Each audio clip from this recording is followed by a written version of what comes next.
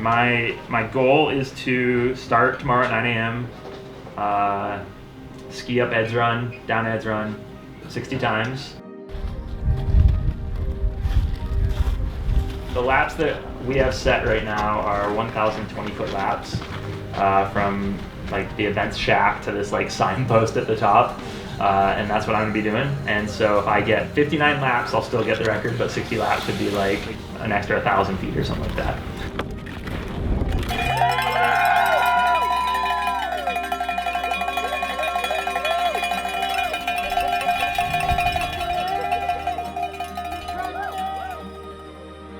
There's something really kind of scary about saying I'm attempting to break a world record. It's easier for me to be like, oh, I just hope I do well in this race. But when you have to say like I'm attempting to break a world record, it's suddenly there's like all this vulnerability and like, what if I fail?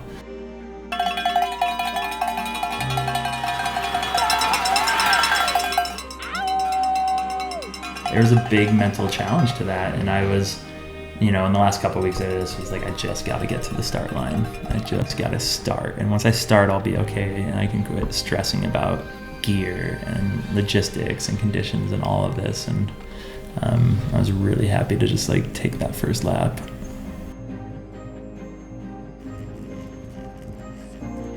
It took a while to find any sort of rhythm. Luckily I had all day, but honestly the first couple hours I was like, oh shit, I'm not feeling great and I could totally fail, but I'm not gonna quit. And if I just keep moving my feet one foot in front of the other, I'll at least do something today.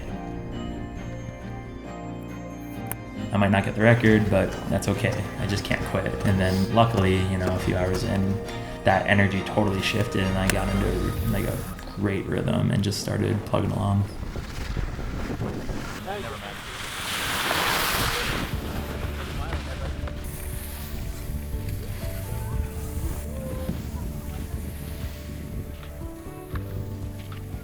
Weather was good in that it was warm during the day and not super cold at night, but it was actually one of the more challenging skinning conditions you could have in that at night it turned into ice and therefore I was slipping a lot on the steeper sections. And icy skinning is the worst because you actually get zero glide and then also you get zero grip. It's a really weird balance of the worst of both worlds.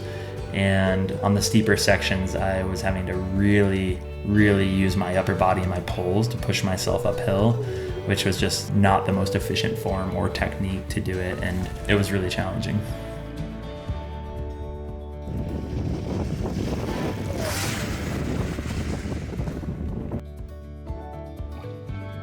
It was cold and windy at night, and there was like snow squalls that came through at times, and like every time that I made it to the top of the hill, there'd just be like one or two people up there hanging out in the cold and dark.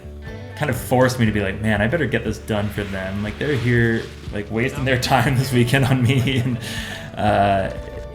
even if they didn't say anything, it was like such a moral boost. Thanks guys. Holy moly, I'm tired.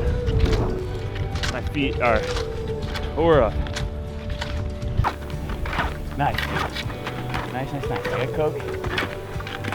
You grind. Got Dream on. I felt like the whole day was bookended by the first lap and the last lap, as far as like emotional highs and lows. The first lap, I was just really carried a lot of fear that I wasn't gonna be able to pull it off. We're so close. He's almost done with lap 59. We're doing a party ski. We're gonna all join him.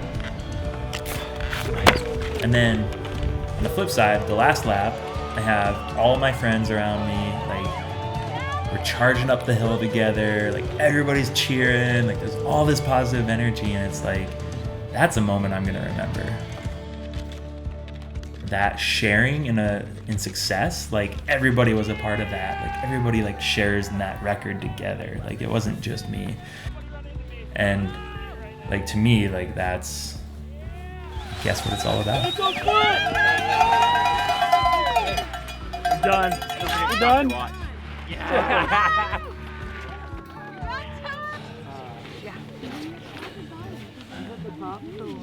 Okay, we just need to, we just gotta go for it. Ah! But it was only a date. Am I screwed? Am I just You're in flip flops for a while. That's all. Got it.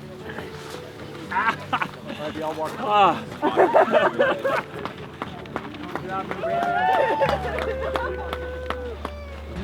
Holy, I thought you'd be lighter after 61,000 feet, bro. And I ate like 500 calories an hour. Really? Yeah. Yeah. Yeah. I was able to. That's impressive. much. You're good the whole time?